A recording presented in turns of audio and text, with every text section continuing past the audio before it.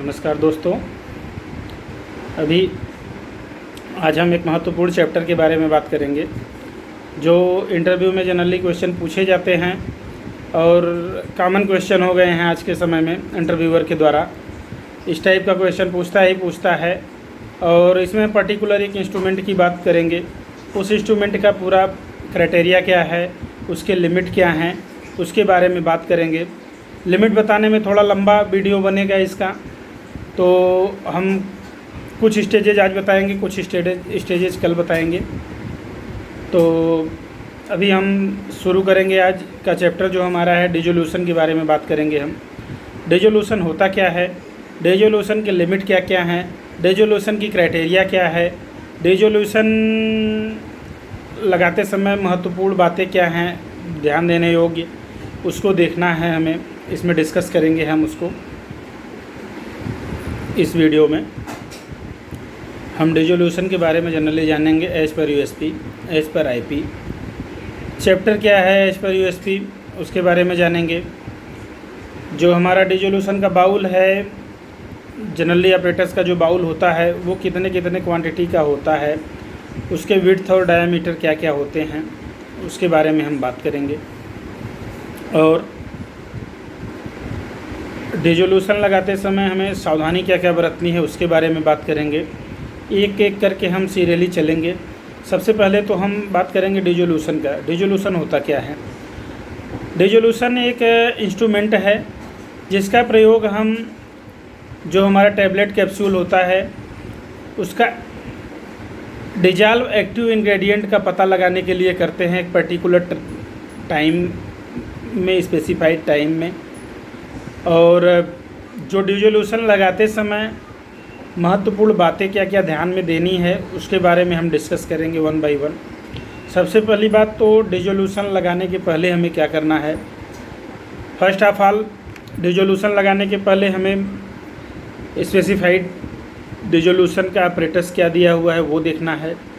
उसके बाद डिसोल्यूशन हमारा कौन सा है उसको देखना है। जो डिसोल्यूशन पर्टिकुलर हम ले रहे हैं उसका कैलिब्रेटेड डेट क्या है, नेक्स्ट कैलिब्रेशन डेट क्या है, विद इन कैलिब्रेशन है कि नहीं है, कि ऐसा तो नहीं कि आउट ऑफ कैलिब्रेशन हो गया है। टेम्परेचर जो है बाथ का और बाउल का दोनों ऑन है कि नहीं ऑन है। मीडिया डालने से पहले हम एक चीज़ और महत्वपूर्ण चीज़ देखेंगे। बाउल जब निकाला गया होता है तो देखेंगे हम अपना जो डिसोल्यूशन का जार होता है, जो उस जार में पानी का जो वॉल्यूम होता है, पानी का वॉल्यूम कितना है, उसमें एक डेडिकेटेड लाइन दी हुई होती है कि विदाउट बाउल इतना होना चाहिए। तो विदाउट बाउल निकालने के बाद उतना पानी उसमें होना ही होना है, अनिवार्य है, उतना रहना ही है। उसके बाद क्लियर है कि नहीं है हमारा, जैसे देख रहे हैं हेजी पानी तो नहीं हो गया, अंदर कुछ पड़ा तो नहीं, डस्ट वगैरह तो नहीं, फंगस वगैरह नहीं है, वो सब क्लियरली हमको देखना है। उसके बाद डिसोल्यूशन को लेना है। लेने के बाद सबसे पहली क्राइटेरिया क्या है हमारा, डिसोल्यूशन प्रॉपरली क्लीन होना चाहिए। ऑटोमेटेड डिसोल्यूशन जो है, ऑटो सैम्पलिंग करते हैं जो, उनका एक प्रोटोकॉल होता है। उस प्रोटोकॉल के अकॉर्डिंग सेट करके आपको क्लीनिंग साइकिल चलाना होता है।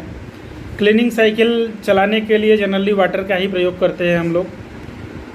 वाटर से प्रॉपर वो क्लीन होना चाहिए। और कैनुला फ़िल्टर वगैरह डिसोल्यूशन में लगे हैं तो रिप्लेस होने चाहिए। पैडल या बास्केट, अगर सिर्फ बास्केट ऑपरेटर्स सिर्फ लगाने के लिए उसमें फिक्स वाला है पहले से, उसमें जो उसका ऑपरेटिंग रॉड जो होते हैं वो पहले से फिक्स है, सिर्फ उसमें बास्केट की जगह बास्केट लगा सकते हैं, पैडल की जगह पैडल लगा देते हैं। कुछ ऐसे डिसोल्यूशन इंस्ट्रूमेंट होते हैं जिसमें सीधा हमारा पैडल और बास्केट के लिए दोनों असेंबली अलग अलग आती है, तो वो देखना है। अगर फिक्स वाला है तो वो प्रॉपर पुराने ड्रग से कंटामिनेटेड तो नहीं है, प्रीवियस जो हमारा चला हुआ है डिसोल्यूशन जिस टैबलेट का उससे कंटामिनेटेड तो नहीं, उसके कुछ रेजिड्यू वगैरह उस पर लगे तो नहीं है, वो भी प्रॉपर क्लीन करना है। क्लीन करके ड्राई कराना है, टिश्यू पेपर से उसको वाइप करा करके साफ़ करना है बढ़िया से, एकदम धोने के बाद ड्राई करना है उसको। उसके बाद बाउल जनरली होता क्या है कि डूअर साफ़ नहीं करता है। जनरली क्या होता है कि कंपनियों में कैजुअल वर्कर होते हैं वो साफ़ करते हैं, उनका विश्वास आप एकदम मत करिए। पता नहीं वो पानी प्रीवियस डिजोल्यूशन फेंक करके वैसे ही धो धा के रख दिए हैं, उस पर विश्वास नहीं करना है आपको, कंटामिनेशन होने के चांसेस होंगे। तो सबसे पहले बाउल को आपको धोना है, खुद से ड्राई करना है। ड्राई करने के बाद फिर उसमें मीडिया वॉल्यूम डालना है, जो स्पेसिफाइड मीडिया वॉल्यूम दिया हुआ है। अब स्पेसिफाइड मीडिया वॉल्यूम का भी एक क्राइटेरिया होता है, कितना percent plus minus media volume हो सकता है आपका। तो एज पर यूएसपी 1% का है, प्लस माइनस 1% मीडिया वॉल्यूम आप डाल सकते हैं एज पर यूएसपी। फिर उसके बाद क्या करना है, आपको आरपीएम सेट करना है। आरपीएम की भी एक क्राइटेरिया है, कैलिब्रेशन के समय आरपीएम की जो क्राइटेरिया होती है वो सेट की जाती है। उस क्राइटेरिया में क्या है, आपका आरपीएम का 4% बोलता है, जो हमारा मेन आरपीएम जैसे 100 आरपीएम बोला है हमारा, तो 96 आरपीएम से 104 आरपीएम तक हमारा एज पर गाइडलाइन है।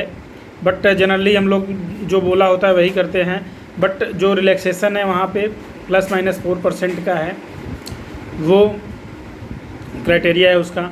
अभी टेम्परेचर की बात करेंगे हम। टेम्परेचर में 2 टाइप का टेम्परेचर होता है उसमें, एक बास्केट का एक बाउल का टेम्परेचर होता है और एक जार का टेम्परेचर होता है। बाउल का टेम्परेचर का जो लिमिट है 37 डिग्री सेंटीग्रेड टेम्परेचर है, प्लस 37 डिग्री सेल्सियस टेम्परेचर है, प्लस माइनस 0.5 डिग्री सेल्सियस। और जो हमारा जार का टेम्परेचर होता है वो भी 37 डिग्री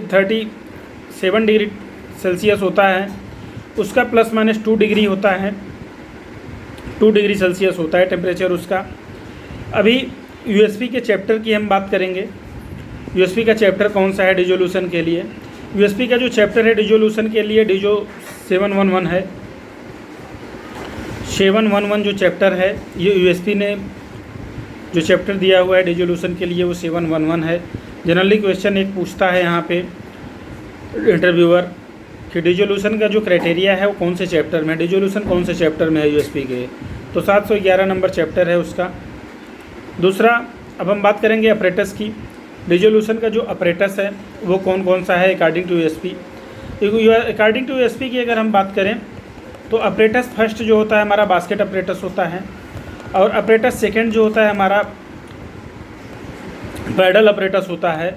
फिर अपरेटस थर्ड जो हमारा होता है रेसिप्रोकेटिंग सिलेंडर होता है। अपरेटस 4 जो होता है हमारा, अपरेटस 4 हमारा होता है फ्लो थ्रो सेल। अपरेटस 4 जो होता है हमारा वो होता है फ्लो थ्रो सेल। अब हम बात करेंगे पैडल और जो बास्केट हम लगाते हैं, पैडल और बास्केट जो हम लगाते हैं, ये हमारा सरफेस हो गया हमारा पैडल का, ये ऊपर वाला हैंड हम सरफेस बोल रहे हैं इसका बास्केट का या पैडल का सरफेस, और नीचे वाला जो हम हैंड दिखा रहे हैं ये हमारा बास्केट का है, बाउल का है। इसके दोनों के बीच की दूरी कितनी होनी चाहिए, बास्केट और पैडल के बीच की दूरी कितनी होनी चाहिए अपरेटस अगर हम सेट कर रहे हैं, तो उसमें हमें ये ध्यान देने योग्य बात है कि जो हमारा रोटेटिंग पैडल है या बास्केट है वो हमारा बाउल के सरफेस से कितनी दूरी पे है। तो उसकी दूरी एक निर्धारित की गई 25 mm होना चाहिए। इसीलिए कभी कभी स्पेसिफाइड होते हैं 25, पैडल 25, पैडल 45। ये हमारा 25 जो है हमारा पैडल और बाउल के सरफेस दोनों के सरफेस के बीच की दूरी है। इसका प्लस माइनस होता है 2, मतलब 25 पैडल 25 जो दिया है, जो 25 हम दूरी बता रहे हैं दोनों के बीच की, तो 23 हो सकता है और 27 हो सकता है। अब हम बात करेंगे डिजोल्यूशन जो हम लगाते हैं, कितने टाइप के डिजोल्यूशन हम लगाते हैं। टैबलेट की बात करें, कैप्सूल की बात करें, किसी की भी बात करें, टाइप्स ऑफ डिजोल्यूशन होते क्या हैं। जनरली देखिए कई तरीके के तो डिजोल्यूशन होते हैं। जनरली अभी ओएसडी जो होते हैं, जहाँ पे ओएसडी फार्मूलेशन जहाँ पे होता है वहाँ पे जनरली 3 टाइप के डिजोल्यूशन लगते हैं। फर्स्ट डिजोल्यूशन है हमारा फर्स्ट प्रोलॉन्ग रिलीजेज, सेकेंड है सस्टेन रिलीजेज को ही प्रोलॉन्ग रिलीजेज डोजेज कहते हैं, और इमीडिएट रिलीजेज डोजेज होते हैं। और जो थर्ड की बात मैं कर रहा था उसको हम बोलते हैं डिलेड रिलीज टेबलेट्स या कैप्सूल के डिजोल्यूशन। अभी प्रोलॉन्ग रिलीजेज क्या होता है, डिलेड रिलीजेज क्या होता है, और सस्टेन रिलीजेज, प्रोलॉन्ग रिलीजेज और इमीडिएट रिलीजेज क्या होता है। इमीडिएट रिलीजेज जो डोजेज होते हैं वो इमीडिएट डिजॉल्व होने वाले होते हैं। जैसे हमने स्टार्ट किया डिजोल्यूशन, और इमीडिएट क्या हुआ कि एक टाइम इंटरवल पे जा कर के हमारा जितना क्राइटेरिया दिया गया है उतना रिलीज हो जाते हैं डिजोल्यूशन, उसको क्या बोलते हैं, डिजोल्यूशन इमीडिएट रिलीजेज बोलते हैं। अभी सस्टेन रिलीज की बात करें हम, या प्रोलॉन्ग रिलीजेज की बात करें, तो सस्टेन रिलीज और प्रोलॉन्ग रिलीजेज डीजो क्या होते हैं, उसमें जनरली एक टाइम इंटरवल के डीजो होते हैं, उसमें उतने टाइम तक कुछ परसेंटेज डिजॉल्व होता है, उतने टाइम तक कुछ 3-4 टाइम के डिजोल्यूशन सेट होते हैं वो। तो जो एक टाइम पॉइंट पे रिलीज होता है उसको हम बोलते हैं प्रोलॉन्ग रिलीजेज और सस्टेन रिलीजेज। और डिलेड रिलीजेज की बात अगर हम बात करें तो डिलेड रिलीजेज टैबलेट जो होते हैं वो हमारे एसिड मीडियम और बेसिक मीडियम में, एसिडिक मीडियम में और बेसिक मीडियम में उनको डिजोल्यूशन लगाना होता है। एसिडिक मीडियम में कुछ भी टैबलेट के ऊपर कोई भी इम्पैक्ट नहीं पड़ता है। बेसिक मीडियम का एक पर्टिकुलर जो टाइम होता है उतने अंतराल पे वो क्या करता है, डिजॉल्व हो जाता है पूरा टोटली। अभी जनरली सस्टेन रिलीज के लिए, इमीडिएट रिलीज के लिए और डिलेड रिलीज के लिए 3 टर्म दिया है यूएसपी में। यूएसपी में जो टर्म दिया हुआ है ए 1 बाई 1 हम चलेंगे। सस्टेन रिलीज के डिजोल्यूशन के लिए हम अगले वीडियो में शेयर करेंगे।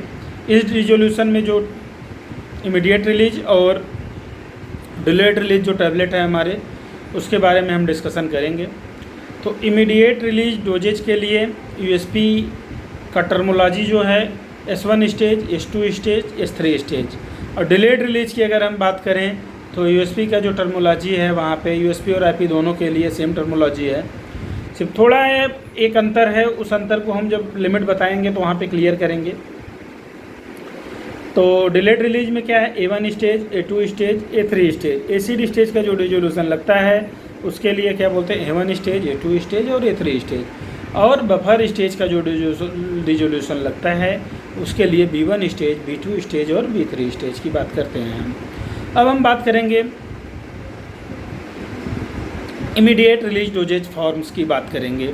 इमीडिएट रिलीज डोजेज जो कैप्सूल होते हैं, टैबलेट होते हैं, उनके लिए लिमिट क्या होती है डिजोल्यूशन की, उसकी बात करेंगे। तो इसके लिए S1 stage, S2 stage, S3 stage की बात कर रहे हैं हम यहाँ पे। S1 स्टेज में होता क्या है, नंबर ऑफ टैबलेट हम कितना लेते हैं, इसका लिमिट क्या होता है, इसके बारे में बात करेंगे।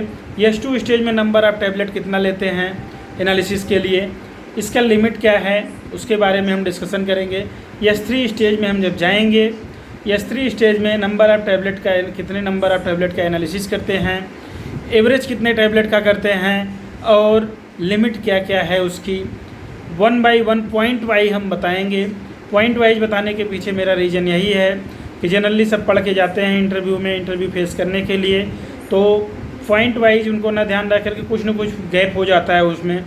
तो हम पॉइंट वाइज इसमें आपको बताएंगे। पॉइंट सिर्फ आपको बता रहे हैं, पॉइंट अगर आपके मन में है कि किस स्टेज में कितने पॉइंट हैं तो आपका इंटरव्यू और लिमिट समझ लीजिए कि अच्छा ही बताएंगे। लिमिट अच्छा बताएंगे तो इंटरव्यू आपका अच्छा होगा। तो हम S1 स्टेज की बात करेंगे। S1 स्टेज में सबसे पहली पॉइंट, कितने टैबलेट का डिजोल्यूशन हम लगाते हैं। सबसे पहले हम उसमें 6 टैब बताएंगे। पहली पॉइंट हमारी है 6 टैबलेट का डिजोल्यूशन लगता है उसमें। 6 टैबलेट की बात करें, 6 कैप्सूल की बात करें, रॉ मटेरियल में पेलेट्स की बात करें तो 6 टाइम में पेलेट्स का वेट लेकर के 6 टाइम का डिजोल्यूशन करते हैं उसमें। 6 टैबलेट, 6 कैप्सूल और 6 पेलेट्स, 6 टाइम में वेट करके। अभी नंबर ऑफ टैबलेट कितना हो गया, 6 हो गया। नंबर ऑफ कैप्सूल कितना हो गया, 6 हो गया। नंबर ऑफ पेलेट्स कितने हो गए, 6 नंबर ऑफ वेट हो गए पेलेट्स के। बात करेंगे अब लिमिट की। S1 स्टेज का जो लिमिट होता है, S1 स्टेज की लिमिट, इसमें क्या होता है, जब 6 टैबलेट का डिजोल्यूशन हम लगाते हैं, अब 6 टैबलेट का डिजोल्यूशन यूएसपी बोलता है, Q% बोलता है, IP बोलता है D%। Q% का मतलब होता है active dissolve ingredients and D का मतलब होता है एक्टिव डिजॉल्व इंग्रेडिएंट्स। IP बोलता है D%, यूएसपी बोलता है Q%। तो एज पर यूएसपी अगर हम बात करें लिमिट की, the average of 6 tablet is not less than Q plus 5%। मतलब पहली पॉइंट हो गई आपकी average of 6 tablet not less than Q plus 5%। मतलब जो आप 6 टैबलेट का डिजोल्यूशन लगा रहे हैं उसका एवरेज Q प्लस 5% से कम नहीं होना चाहिए। And no any tablet is Q plus 5%। Sorry, no any tablet is Q plus 5%। आपकी कोई भी टैबलेट या कैप्सूल की यूनिट जो है उसका परसेंट लिमिट जो है Q प्लस 5% से कम नहीं होना चाहिए। जनरली एक उदाहरण लेंगे हम यहाँ पे क्लियर करने के लिए। सबसे पहला उदाहरण हमारा है डिजोल्यूशन हम जैसे लगा रहे हैं किसी भी प्रोडक्ट का, 45 मिनट का डिजोल्यूशन दिया हुआ है। डिजोल्यूशन स्पेक में दिया हुआ है not less then 70%। Not less then 70% दिया हुआ है। USP का प्रोडक्ट है वो, हमारा IP का प्रोडक्ट है, कोई भी प्रोडक्ट है वो, तो वहाँ पे उसका लिमिट क्या होगा। पहली यूनिट की बात करेंगे हम, तब average of 6 unit is not less than Q%, तो वहाँ Q प्लस 5%, तो वहाँ पे हम बात कर रहे हैं Q प्लस 5% की। तो 6 यूनिट की हमारी जो लिमिट है 75% से कम नहीं होनी चाहिए और कोई भी यूनिट हमारी 75% से कम नहीं होनी चाहिए। सपोज कोई भी यूनिट हमारी इससे नीचे जा रही है तब हम क्या करेंगे, फर्दर S2 स्टेज में जाएंगे। S2 स्टेज में क्या करना है, 6 टैबलेट फर्दर हमें लगाना है। उस 6 टैबलेट को लगाना है। अब यहाँ पे लिमिट पॉइंट मैं करूँगा, मैंने बताया कि अब यहाँ पे पॉइंट में मैं चलूँगा। पॉइंट यहाँ पे आ जाएगा हमारा 3 पॉइंट बनेगा। कितना पॉइंट बनेगा, 3 पॉइंट बनेगा। पहली पॉइंट में हम बात करेंगे S2 स्टेज में कितने टैबलेट लगेंगे। S2 स्टेज में 6 टैबलेट लगेंगे। एवरेज कितने टैबलेट का होगा, इसमें एवरेज दोनों स्टेज का होगा, S1 स्टेज और S2 स्टेज दोनों का होगा, मतलब 12 टैबलेट का एवरेज होगा। अब लिमिट की बात करेंगे हम, the average of 12 tablet is not less than Q%। Average जो है हमारा Q% से कम नहीं होना चाहिए। And no any unit is less than Q minus 15%, और कोई भी यूनिट हमारी Q माइनस 15% से कम नहीं होनी चाहिए। क्लियर। अब यहाँ पे हम एक एग्जांपल लेंगे, वही 70% वाला जो मैंने बताया था आपको, हमारा लिमिट दिया हुआ है 70%। वहाँ पे हमने 75% उसको कंसीडर किया था S1 स्टेज में, बट हमारा S2 स्टेज में 70% कंसीडर होगा। सिर्फ Q% की बात किया है। तो एवरेज जो है 12 यूनिट का 70% से कम नहीं होनी चाहिए और कोई भी यूनिट हमारी 70 माइनस 15 मतलब 55% से कम नहीं होनी चाहिए। अब हम बात करेंगे, अगर सपोज हमारा कोई भी यूनिट इसको कंप्लाई नहीं कर रहा है, नॉट कंप्लाई हो रहा है, तो S3 स्टेज की एनालिसिस हम करेंगे। S3 स्टेज की एनालिसिस में फर्दर बात हम करेंगे पॉइंट की। यहाँ पे 4 पॉइंट आएंगे। 4 पॉइंट में कितने टैबलेट का डिजोल्यूशन यहाँ पे लगेगा, एवरेज कितने टैबलेट का होगा, लिमिट क्या क्या होगी यहाँ पे, उसके बारे में हम बात करेंगे। यहाँ पे नंबर ऑफ टैबलेट 12 लगाते हैं, एनालिसिस 12 टैबलेट का करते हैं। एवरेज हम करेंगे S1 S2 S3 12 12 24, S1 का 6 S2 का 6 और 12 S3 का, एवरेज करेंगे 24 का हम। तो लिमिट होती है हमारी average of 24 tablet is not less than Q%। मतलब एवरेज हमारा जो है Q% से कम नहीं होना चाहिए और कोई भी 2 यूनिट से ज़्यादा कोई भी 2 यूनिट Q माइनस 15% नहीं हो सकती है। 2 यूनिट मतलब कोई भी 2 यूनिट Q माइनस 15% हो सकती है। और तीसरी पॉइंट की बात करेंगे हम, कोई भी यूनिट हमारी Q माइनस 25% नहीं हो सकती है। एक बार फिर से रिपीट करेंगे हम, average of 24 tablet is not less than Q% and no any unit is Q minus 15%, not more than 2 tablet is Q minus 15% and no any unit is Q minus 25%। मतलब 12 टैबलेट का dissolution हमने लगाया, average किया हमने S1 S2 S3 तीनों को लेकर के। 24 का जो हमारा एवरेज है, 70% जो लिमिट दी हुई है हमारी 70% से कम नहीं होनी चाहिए। और कोई भी दो टैबलेट आपकी Q माइनस 15% हो सकती है, मतलब Q माइनस 15 70 माइनस 15 कोई भी 2 टैबलेट हो सकती है, बट कोई भी टैबलेट आपकी Q माइनस 25% नहीं हो सकती है। ये हुआ हमारा S1 S2 S3 stage. IP हमारा हमेशा D बोलता है और USP हमारा हमेशा Q बोलता है। दोनों की टर्मोलॉजी सेम है, मैंने बोला जैसा कि आपको अभी। और अब हम बात करेंगे डिलेड रिलीज टैबलेट की। डिलेड रिलीज टैबलेट में होता क्या है, जनरली एज पर स्पेसिफिकेशन 2 घंटे हम एसिड में चलाते हैं, फिर उसके बाद 1 घंटे 45 मिनट 40 मिनट आधे घंटे बफर में डिजोल्यूशन को चलाते हैं। उसके बारे में हम बात करेंगे। डिलेड रिलीज टैबलेट जो होते हैं हमारे, इसका लिमिट क्या होता है, इसके बारे में हम डिस्कस करेंगे। इसके लिमिट के बारे में अगर हम बात करें, जो हम एसिड स्टेज का डिजोल्यूशन लगाते हैं वहाँ पे A1 स्टेज, A2 स्टेज और A3 स्टेज का प्रयोग करते हैं। बफर स्टेज का जो हम डिजोल्यूशन लगाते हैं B1, B2 और B3 का प्रयोग करते हैं वहाँ पे। अभी हम A1 स्टेज की लिमिट की बात करेंगे। A1 स्टेज में नंबर ऑफ टैबलेट कितने लगते हैं, इसकी लिमिट क्या होती है। A2 स्टेज में टैबलेट कितने लगते हैं, इसकी लिमिट क्या होती है। A3 स्टेज में कितने टैबलेट लगते हैं, इसकी लिमिट क्या होती है। A1 स्टेज के लिए हम बात करेंगे तो A1 स्टेज में हम 6 टैबलेट का डिजोल्यूशन लगाते हैं, जिसकी लिमिट होती है average of 6 tablet is not more than 10%। Average of 6 tablet is not more than 10% and no any tablet is ना more than 10%।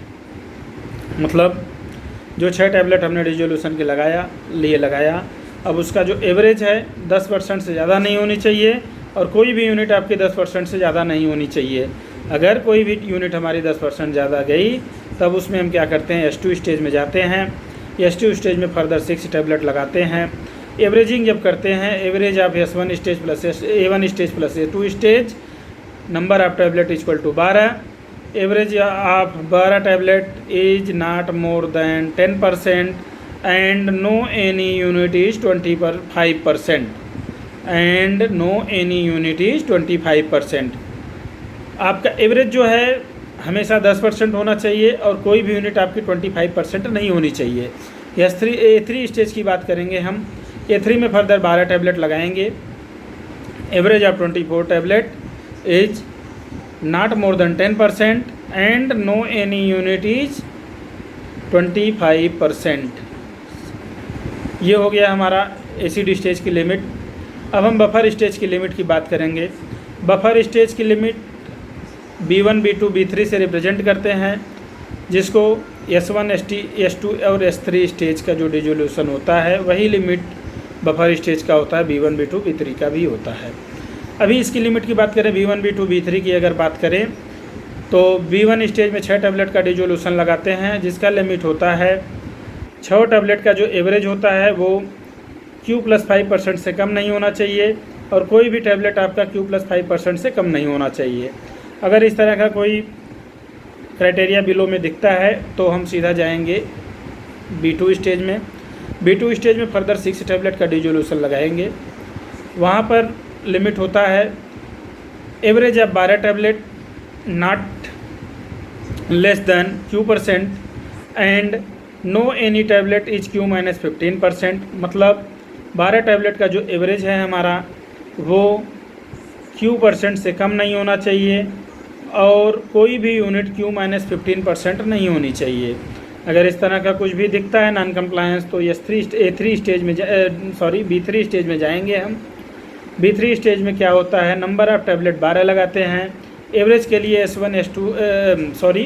B1, B2 plus B3 तीनों का एवरेज करते हैं। Average of 24 tablet is not less than Q%, not more than 2 tablet is Q-15% and no any unit is Q-25%।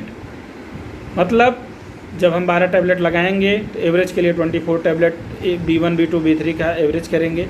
24 का average जो है हमारा Q% से कम नहीं होना चाहिए, कोई भी 2 यूनिट से ज़्यादा Q-15 नहीं होनी चाहिए तथा कोई भी टैबलेट हमारी Q-25 नहीं होनी चाहिए।